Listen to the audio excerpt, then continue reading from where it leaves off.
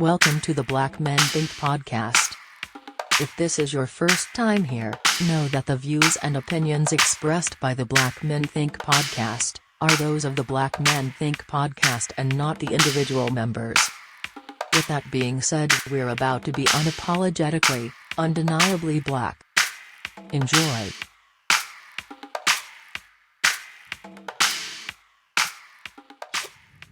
Yeah, man. So this is I don't know what we were just talking about. Just like how everything around us is. We're talking about parenthood, really, but we're not going to get into a parenthood conversation whatsoever. But yeah, I just had a chance to vent for a split second. That's all that was. That was it. Man, just the worst parts, bro, are the morning trying to get them out the house, and in the evening when you got to get them into bed. You think you timed it well. You think you all right, I'm gonna give this about 45 minutes. That 45 turned into an hour and a half, hour 45. Oh no. It's bro. But hey, that's what it is. Hey man, forget all that though. We got a special guest in the building tonight. Like this brother here is somebody that I can say we've been knowing now for a long time. Hold on. It just hit me how long we've been out of college. Don't tell people that. Listen, y'all married. Like I still got to be out in the streets, so like they don't need to know. Hey, you still looking young though, man. You still looking young. My body says otherwise. Oh man, it's low key almost 20 years, bro. It's close to 20 years. Like legit. When I said that, I was thinking to myself, I was like, well, hold on. I graduated in 2006. That was 15 years ago. Mm-hmm. So hold on. Okay, so for those that don't know, we have the homie King Williams. I almost called him something else because we just know. Call me that. I don't care about that. I really don't. We got King Williams on the Black Men Think podcast today. But yeah, bro, like when did we officially meet? Like, do anybody remember the time frame? Like the year? I don't have a clue. I know most. When did I meet you? I think I don't remember how I met you. Yeah, but somehow, some way, it just seemed like we were acquainted. It might have been, just in our circles. It might have been. It was well before we were both RAs or CAs at the Georgia State Village, which is the housing, at G State. But because you were in that program, or were you in student government? I was on the student, like the other stuff, not in the RA other. Stuff. Yeah. Got it. That's right. But I think just in our circles, man, being acquainted with, you, Zap, Bruno, the squad, the squad. That's so weird, man. That's so weird. Yeah. So what year did you officially my degree says 2000. I came in the same as y'all, 2002. My degree, the graduation date actually says 2008 because I got into a little situation and that postponed my stuff for a minute. We don't have to get into those details. Don't worry about it. But it happened, and I was vindicated, so I can speak freely. But life goes on. That's good. And yeah, that's what's up. Man. No, you good. I was gonna say, like, what's the fondest memory, of that time? Honestly, the fondest memory is graduating. I remember the exact moment. It was the first year. It was actually December 2017. I went to the graduation ceremony. Anyway, they let me graduate. And my cousin, me and him would graduate he graduated early. He's always been like an overachiever. So he came in 2 years later and he got out much earlier than he should have. Yeah. And he just got out early and we both like ran up and down like the little field on the grass on the stadium. Now it's like it doesn't even exist anymore, which is so weird. The Georgia Dome.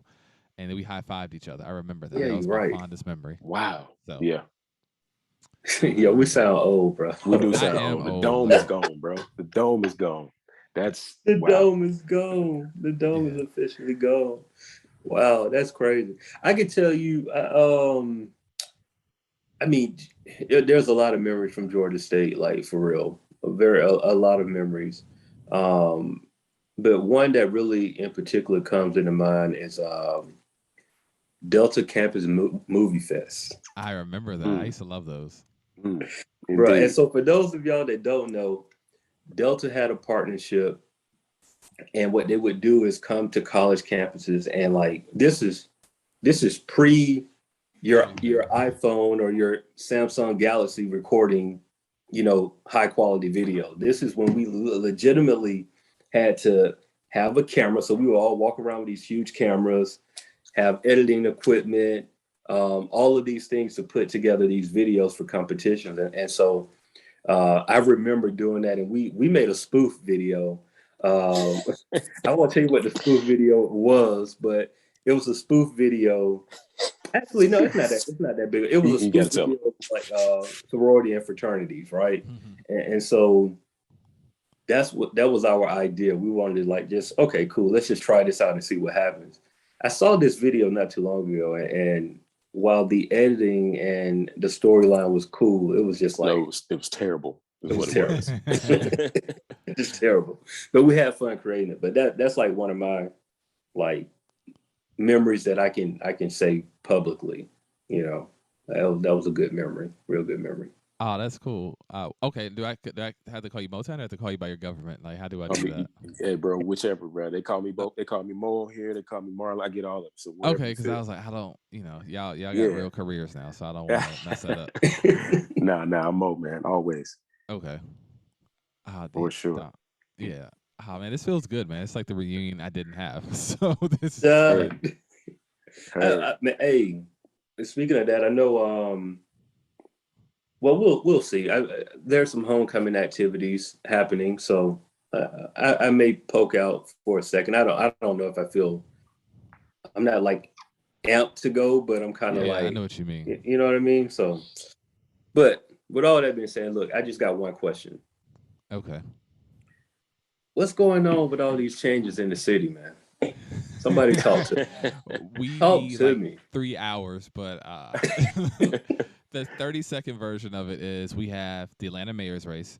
We have an uptick. We're gonna put an asterisk on that, but we have a whole thing, uptick in crime, and there's an asterisk on that, and we can get into that if you want to. Oh, I want to know what that asterisk means. Yeah. Okay. Go ahead. You may not like the answer to that one. Okay.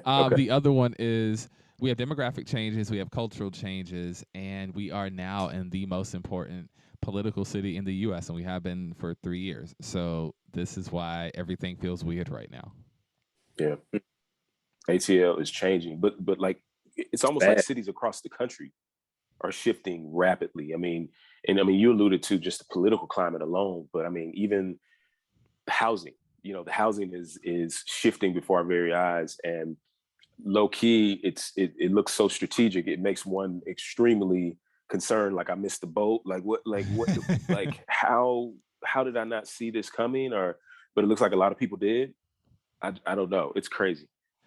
Oh gosh, the housing market is interesting because what's funny? I was talking about this when we were in college, and so it's weird now to see the last 2 years stuff I was talking about in college come to fruition. And it's not like, I don't know how you all have had this yet, but it's like when you know something and you know it almost to the point where it doesn't even make sense to other people. You're the oracle. You're the oracle. Yeah. I don't know. I almost say all that, but I know this because you guys, for those of you listening, I went to school with these two wonderful men, and appreciate it. I was talking about gentrification back then. I was talking about Atlanta and housing, and everyone's looking. I remember directly people not knowing what gentrification was to my face. And I remember talking about housing. I remember talking about the difference, what's going to happen in the suburbs and the cities. And I mean, this is like 20-year-old, 19-year-old me. And so now, as somebody who's now twice that age, well, I'm not twice that age, actually. Okay, let me get my, darn. I was, how you tell the truth and it actually sounds like a lie? Like, that's actually what happened.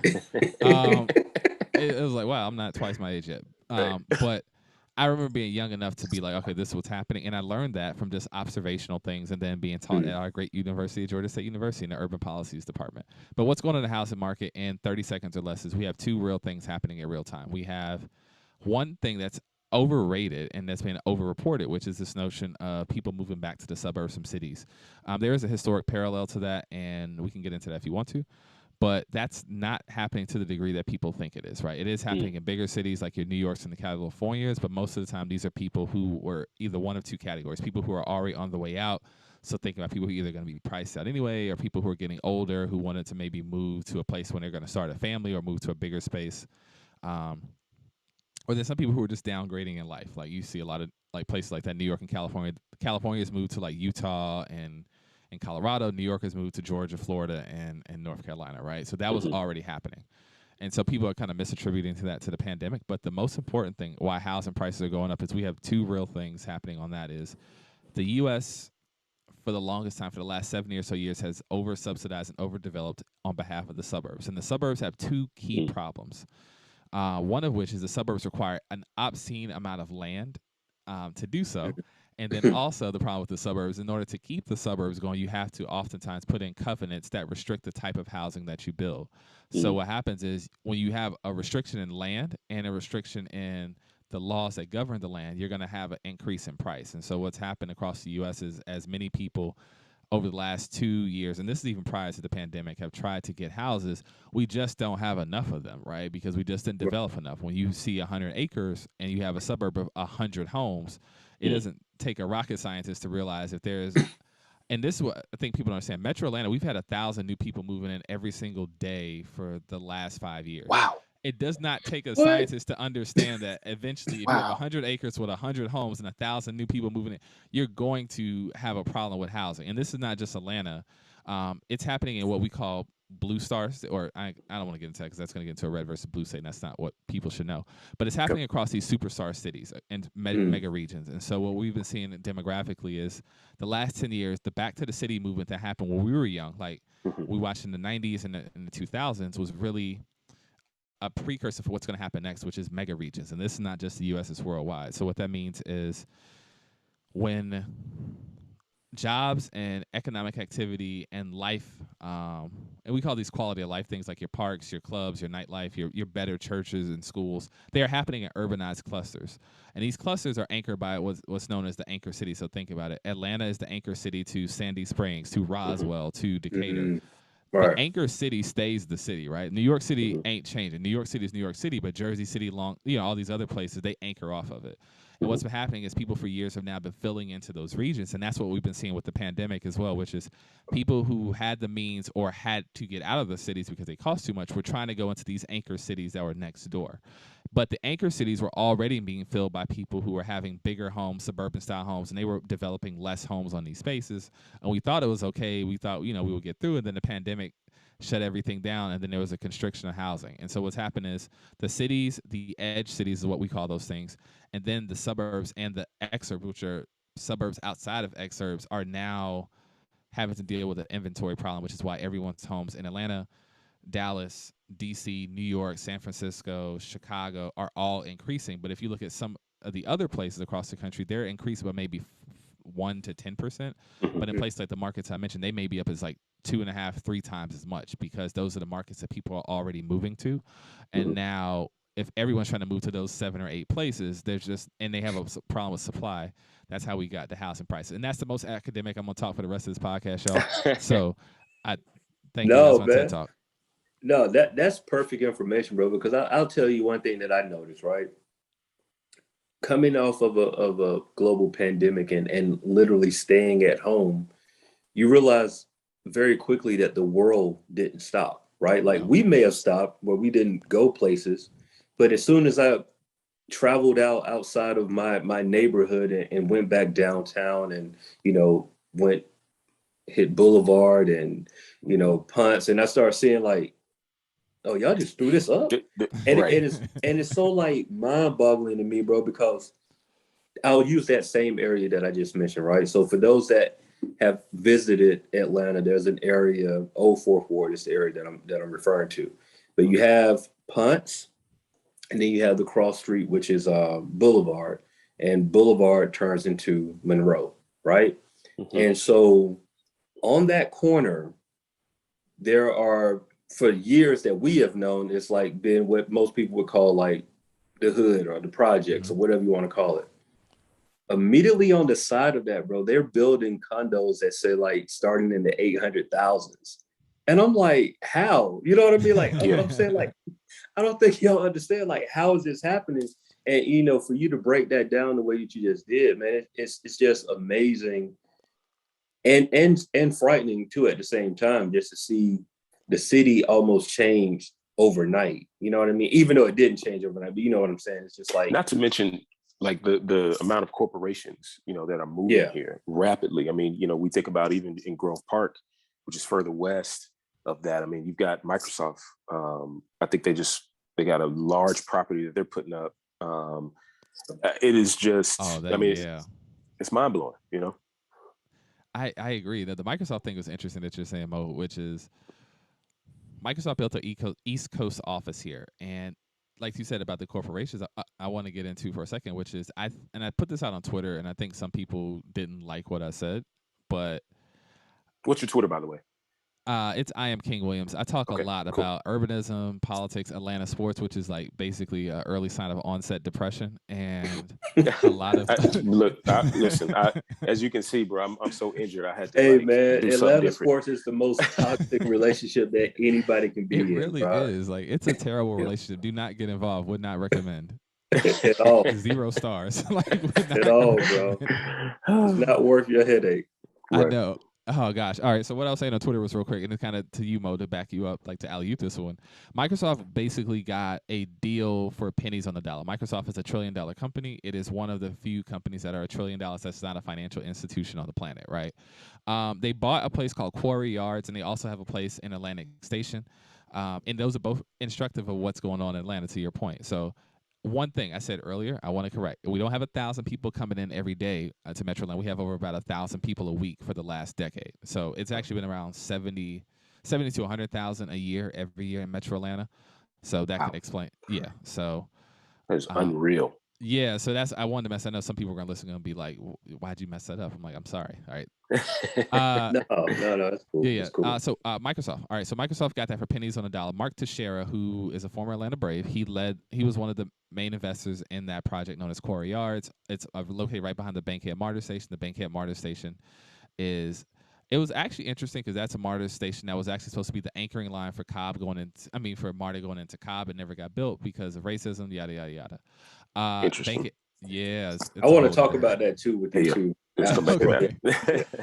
So Microsoft has moved in. That was actually a good deal for Microsoft, right? Microsoft won the East Coast office, but if you look at where most of the East Coast corporate relocations have been for the last 50 years, they've been in the DMV up to Boston, right? And those areas are insanely expensive now.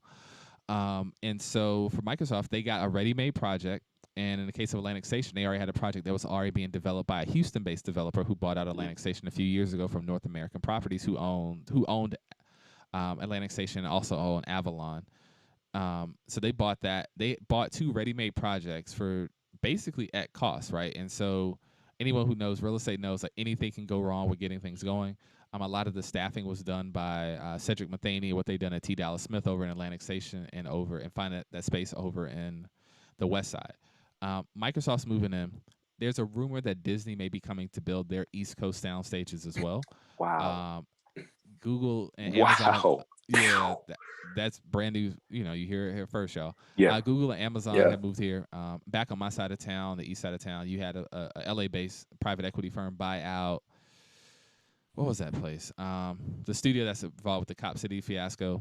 I'm just drawing a blank right now. Black Hall Studios. So all these like places out of New York and LA are coming in, right? And these are global markets, and I think that it's instructive what we're about to talk about now, which is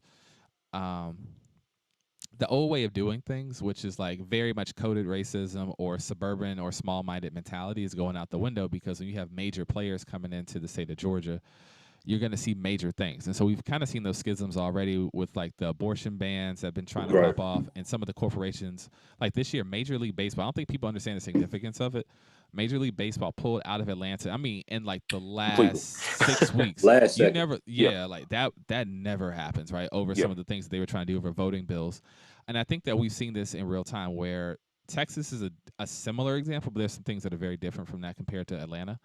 And it's not like, I don't want to be clear, these companies aren't blue state and red state kind of companies. What they are companies that want to make sure that their workers are valued. And what you see in real time is democratic social issues are popular across the political spectrum, which is some people don't talk about, right? Culturally, though, a lot more people, culturally, religiously, more people are to the right than people would expect. So you have this idea of everything from like what you think you believe, the freedom of speech, the freedom to assembly, like desegregation, the rights of women, things like that. Those are typically like, I don't in the modern era Democrats, but like more liberalized policies. People like those across the board, freedom of religion.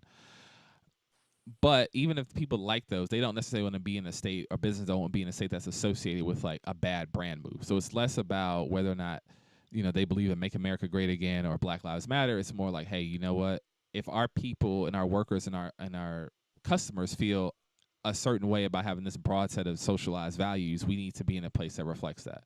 And I think that you're going to see, especially this upcoming year's election, you're going to see a real bump in those two ideologies. And because of this, with the money that's coming in too, it's a reason why like with the exception of, actually no, the 10 biggest cities in the country, all of them have Democratic governors. I mean Democratic mayors. And there's going to be a real schism now going forward where big industries in blue cities and red states are going to start clashing over business interests, and that's going to play out in housing and transportation and other things like that. So right now, politically, it's going to be, for the next couple of years, it's going to be out politics and these culture clashes in business, but the real tsunami is going to be about housing and transportation, and then the final blow that we're going to have to deal with is going to be climate change. So Interesting.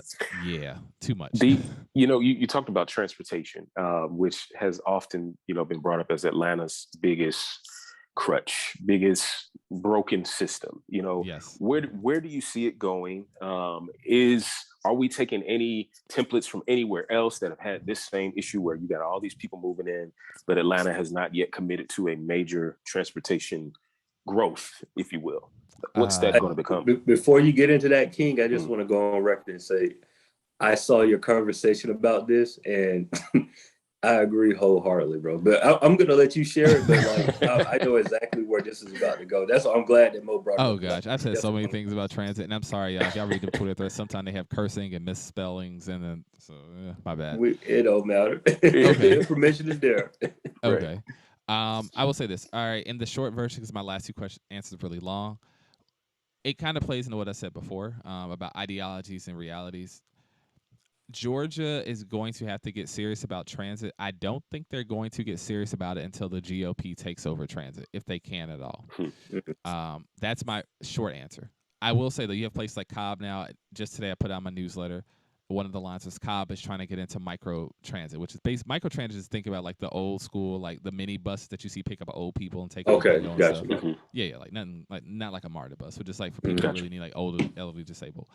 I think what's going to happen in reality is every county is going to do something small like that, typically for either kids, like elementary school kids. The bus system, I think people don't think about enough. Public schools have their own built-in transportation system, which is the school bus. We do not think about that as public transit, but that is actually public transit. That's a good point. Yeah. So the biggest actually expansion of public transit is going to be school buses, period. Schools are getting built much further apart from each other, part of, like we said before, with suburbanization. So that's actually going to be our biggest expansion. But when we talk about the real nuts and bolts, it's MARTA. And so we have two competing ideas, which is MARTA wants to grow. MARTA has been in DeKalb in the city of Atlanta, Fulton County, since it started in the 70s. That ain't changing. There is a growing group of people in DeKalb, especially Southwest and Southeast DeKalb, who said from the beginning, we've paid money, and they have, into MARTA Tex, and they want to get that line out to Stonecrest and further into parts of DeKalb and like past Indian Creek like they were promised, and it hasn't happened for 50 years. The chances of that actually happening are zero. Where MARTA will and then we have this whole thing now with Clayton County, which is they were trying to build mass transit in Clayton County, but the Norfolk Southern had just basically told them, no, we're not going to sell you the rights to our track lines. We're going to keep using it now. And that almost may have killed heavy transit in Clayton County overnight. The problem is, if Gwinnett doesn't get on, and Gwinnett got real close twice in two different elections, and I think a lot of people think the appetite is dead. If they can get it around a third time and really get that push, I think everything is going to unlock. The problem is we need public transit from an economic growth issue. What that means is typically people who are low income or people elderly or disabled need public transit. What people don't realize is in places that have large swaths of public transit, the economies do better. I think that there's a couple of Republicans I've talked to on the state level who know this, and they've been trying to slowly push to get others around it. But you have a whole other issue of it's going to bring crime and yada yada yada, and that don't really happen. LA, which was typically like the one holdout in like the 100 global cities that have really high economies, they're expanding their transit rapidly. Like they're about to have like $10 billion worth of transit put in between now and 2028 when the Olympics open. And that's not including all the buses and things like that. Even with Nipsey Hussle, the late Nipsey Hussle, when he got killed, one of the things he was pushing about that they were redoing the entire transit system out there in Crenshaw. And that Crenshaw, the anchoring economic development that was going to be out there in Crenshaw is going to be worth probably like over $1 billion related to that. And I think that some people don't understand going forward, which is our parents are boomers. They're not going to drive at a certain point in time, right? And so we've seen this now. You mentioned the old fourth ward, so I'm pulling this all together. The number one group of high income people moving to the old fourth ward are boomer retirees who lived in the suburbs who now have disposable incomes because they've sold their homes and they still have pensions. And so when you ask who's buying these $800,000 homes, it also is why the demographic shift of the boomers has went older and more conservative over the last decade, is because that's who actually is buying those. Gotcha. So yeah, so all this plays into that. So once people start realizing transit does bring dollars and our elderly people are going to need a system of transit around, you don't want 90-year-olds driving on 285. Yeah, I was going to say. No. Yeah, how, the system has to think about, how those elders get around, or just even the shift of the reality of who your residents are in the city and how that shifts and changes everything.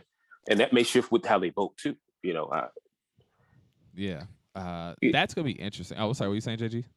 No. So my thing is, right, and this is kind of going back into your conversation I saw on, it may have been Twitter or Facebook, but you were looking at how, particularly in Atlanta, in Metro Atlanta, there's always the expansion of highways, right? We're always adding a lane, or we are, doing this, but no one considers, adding the rail. You know what I mean? It's so weird. And I might misquote you, but I believe you said, like, look, if you add another lane, you're only adding traffic. You're just opening up the door for more cars to get on the interstate, versus the reason why we have traffic is because of cars. So if you want to remove traffic, you got to remove cars.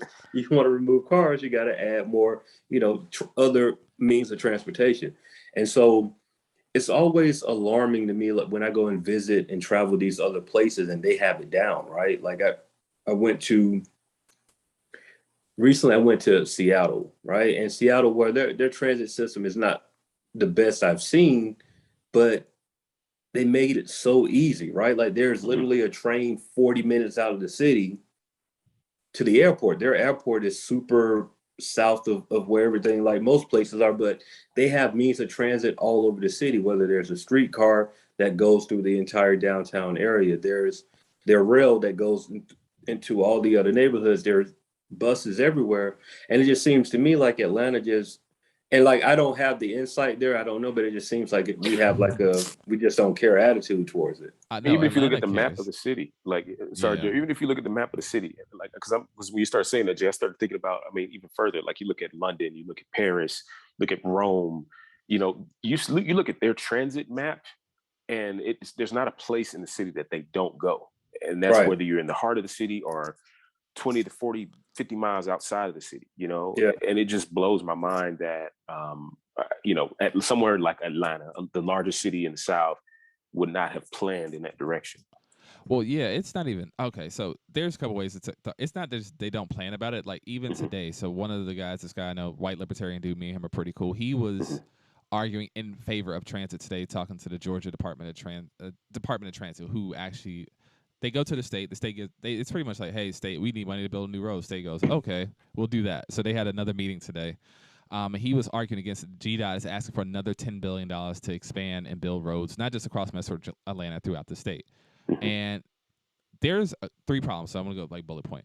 The problems with building more roads is, I think, Justin, you already said it, which was the law is called induced demand. So what happened? You have kids, so you know this. And so it's like the Field of Dreams rule. So what it is, if you build it, they will come. Think about that. That's what induced demand is. For sure. If you guys build a way for your kids to eat chewing gum every night, they're going to do that every single night now. And like, the problem is, once you induce demand, that what people don't understand is, when induced demand happens, the behavior doesn't change, right? And so it's when people are now used to driving, what happens is they want to do more driving. And so what happens is you as an individual now take more trips as an individual, and also the people now who realize, oh, there's a new lane on Georgia 400, which is just got $1 billion upgrade for transit. We couldn't $1 billion on the Beltline would probably would have finished that whole thing off, right? And it was just like, so now all three of us are riding Georgia 400, but now all of y'all wives are now also driving Georgia 400, and their friends are now driving Georgia 400 because they see it's a lane. So that's what actually happens in real time,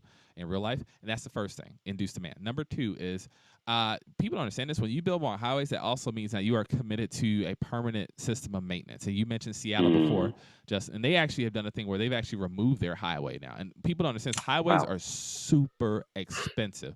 Whatever you think about your local city or county budget, you look at how much it costs to have road maintenance. I don't mean highway maintenance. I said just straight up road maintenance. Road maintenance. And then add high maintenance on it. It's like you would want to like throw somebody out of the city hall at this point, right? It is just because it's like a relationship you're permanently built into. Right. And it's one thing to be like, all right, cool. You know, you guys, I don't know where you are. Let's just say for the sake of argument, you're in Decatur, right? Decatur is going to need city streets to be paved. Okay, we get that, right? That may be expensive. That may cost Decatur $600,000 a year to repay those roads every year. Decatur is like 8 square blocks, and you think that's a lot of money for like 8 square blocks. So imagine what that is for our highway. Wow. And so that's a part of it. You're permanently locked into a maintenance situation. And because of the state of Georgia, the way we have it is GDOT gets a lot of money, and GDOT rarely does their own work on things. What they do is they contract out to people, and this is the real hustle. So if I'm the governor, Mo, you donate to my campaign, but just you didn't. When Mo's contracting company comes, okay, he donated to my company. Okay, cool. Now Mo's the one. Gotcha. And that's kind of like the hustle. And so a lot of black people in particular have been starting to make this claim of this is true. Like GDOT puts out the numbers every year. The best year they've had for minority contracts across the board, this is men, Latinos, Asians, women, Latinos, Asians, African Americans, all of these firms, around 3%, I think back in 2017 was the highest they had given out contracts with GDOT. GDOT has a budget in around $3 to $4 billion per year. And we got 3%. And no, but it's 3% divided amongst everyone. Those people who typically get those contracts are typically Republican or conservative leaning women, Latinos, or Asians who donated to the state GOP. And so that becomes a whole nother issue is like if we're gonna have this, like when we talk about economic growth and development, we don't get none of those contracts, right? Like a $600,000 contract for your service is probably the most you've done in 10 years as a contractor. Like most black contractors don't do that kind of work. Not that level. And so we talk about economic development and highways and transit. That's the other part. So that's part 3. So, and then the fourth part, I'm gonna add this in there. We do have a real question about the environment, and the questions of the environment when it comes to highways and our dependency upon cars is something we have to be very, very important about. There's a reason why Microsoft they picked their office. They didn't pick New York. One, because it's expensive, and then they didn't pick Miami. But both of those cities have a real threat of looming climate change. There could be a scenario within 50 to 100 years where those places are underwater. They're both technically under sea level.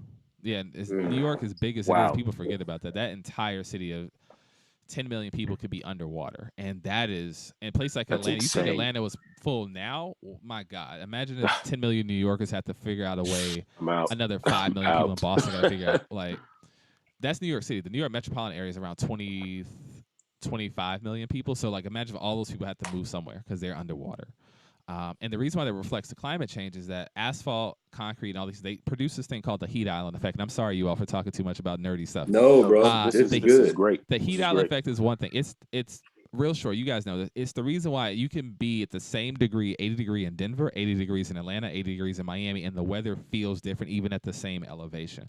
And what that is, that's a result of the number of things, concrete, steel, and buildings, and where those buildings are facing, and in relationship to where it is in the environment. And so some places that are more urbanized, like New York City, do have this thing where the heat itself is trapped inside. And when you have more carbon coming out, especially from cars and things like that, cars, delivery trucks, tractor trailers, all those things, that carbon doesn't necessarily leave like it normally would if it was like riding on the open road, or if there's a place, the open road, particularly if it has a lot of trees on it. So what happens is that carbon now, because of the roads and everything is flat, concrete in general like sucks up things and it retains heat really, really well. That's why it's always cracking. And so, well, not crack, I'm sorry, asphalt. And so and George is a good example. It's the guy I interviewed for my podcast last year, Marshall Stevenson. He's like one of the few black men to work with NASA and the space, and the National Weather Service about climate.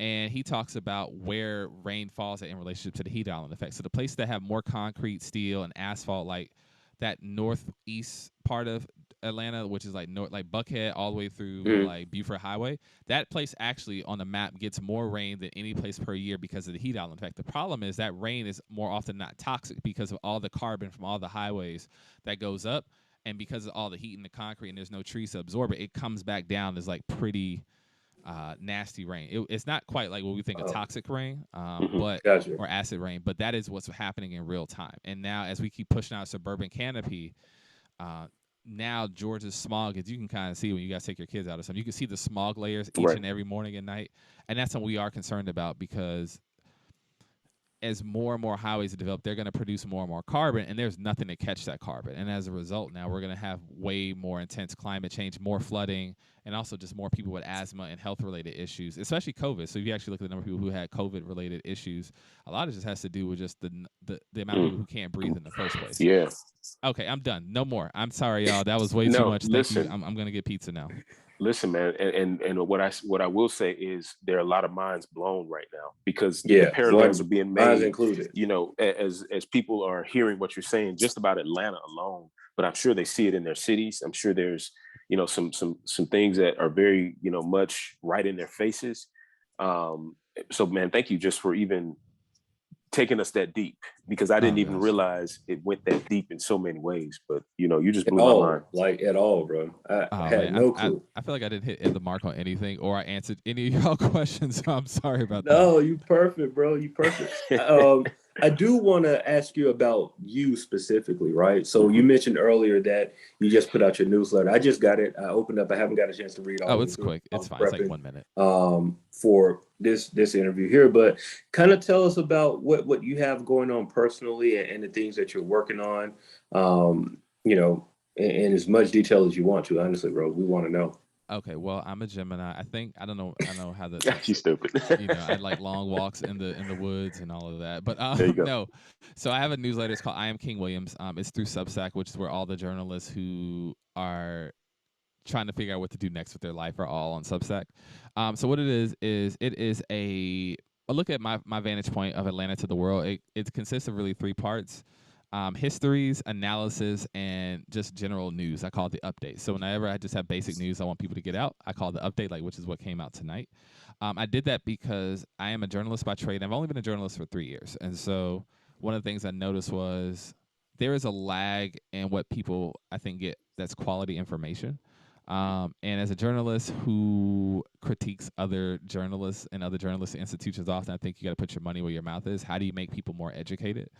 And that's one of the reasons why I'm doing the newsletter. I have a podcast called The Neighborhood Watch, and that's going to be switching over in January called into the King Williams Show. The Neighborhood Watch is still going to exist, but it's going to be about stuff like we just talked about how neighborhoods affect your world. So this will be 2 very different things. And I have a show coming out on this local streaming service called Local Plus called The King Williams Show, which is basically like explainer videos, but just about Georgia. Nothing else. So like we were talking about before, just in a video form, like quick bites that you can kind of watch while you're like cooking dinner or something like that. So that'll be out later this month. I think that people hopefully will enjoy that one. Who I am as a person. I am a filmmaker first and foremost. I haven't done movies in a long time. I'm really getting excited to get back to that again. I had a documentary that people knew me for a long time called The Atlanta Way, about gentrification, which is why we talk all the time about gentrification.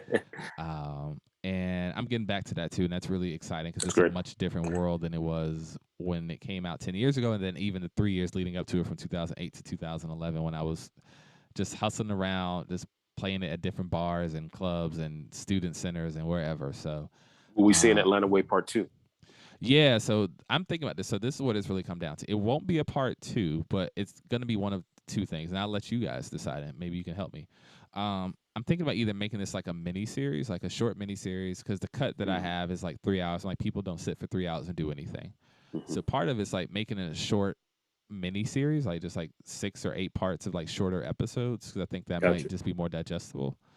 And that'll be on the Local Plus platform too. And then the other part of it is just releasing it as is, or like it's just like one consolidated piece so people can look at it. But in the social media and YouTube and Netflix era, man, people just do not watch for long periods of time anymore online. So I'm kind of thinking about what to do with that. So it's the format, but it won't be part 2. It'll be called The Atlanta Way, and it won't be called A Document of Gentrification. It's going to be called The Atlanta Way, a story on gentrification in Atlanta. And it's going to be the entire history of how we got here from the Booker T. Washington 1895 Atlanta Compromise to the burning of CNN Center in 2020, and how this all relates to gentrification. I know that seems like a big swing, but That's huge. that is what it's about. That's dope. That's dope. I'm looking forward to that. No question. And super excited for all the things that you have coming up in the future, man. Just super proud of you. Number one, being an alum from the Georgia State University. Georgia State, the GSU. Yeah, the correct one. It's okay for that other school though. Yeah. We don't talk about that other school. You know, right. Those that know, right? Like, yeah, that's right. So we have this thing how we kind of like to end our episodes taking questions from. We still trying to figure out what we're going to call our family, right? We have some options. We don't right now. We're leaning toward thinkers, and there's also partners, but we don't know yet. We're we're waiting to see. Yeah. What? So them, they send us questions to ask either us, but today, since we have a guest, we're going to ask you this question, right? And so the question is, what resources are available for more information on gentrification for someone that has absolutely no idea what gentrification is? You know what? Where do they start? This is what I'm really going to spend my time on next year. Gosh, you guys are getting all the good information out. There isn't one, and I think that this is super important. There's I've seen a lot of YouTube videos and a lot of mini documentaries on just what gentrification is, but there is no repository of gentrification. That's something I want to spend more time doing. Interesting. Because it's important. Right. Sure. And so that's the answer. So there is no direct answer. I say you always follow me, or I would say honestly, the best way to learn about gentrification, and like not just an anecdotal way, is to follow a couple people on Twitter. You can start with myself, another woman named Akira Drake Rodriguez. I don't know what her actual Twitter name is. She's a good place to start. And also this place called Atlanta Studies from Emory University. They're like a website that does a lot of history and map making. So start from there. Right. Dope. Well, I kind of want to go into another conversation. Okay. But that means you got to come back. That means I would love to come back. Like, yeah. you want to stick around? You know, I'll put, you know what? Patreon. I think we got to do a Patreon real quick. So yeah. Old Atlanta versus New Atlanta, bro. Like, I want to. There you go. Gosh, I have thoughts. Let's bring this on. Yeah. So for y'all that are right now, if you haven't subscribed to our Patreon, that's cool. But you probably should, because this conversation that we're about to have is going to be super dope. And the only way you'll be able to get it if you subscribe to our Patreon. So outside of that, bro, like, thank y'all for tuning in. We really do appreciate y'all. Remember to tell a friend, because we only grow with y'all, and without y'all, we can't grow at all. So outside of that, we'll see y'all on the Patreon. King, thank you, man. Thanks for being here. Yeah, for sure. Oh, one more time, give the people your social media, man, how they can connect with you. I am King Williams on Instagram and Twitter. Official I am King Williams on TikTok. I have 4 videos. They all suck, but I'm on those. So I am King Williams on Instagram and Twitter, and official I am King Williams on TikTok. Gotcha. All right, man. We'll see y'all next week.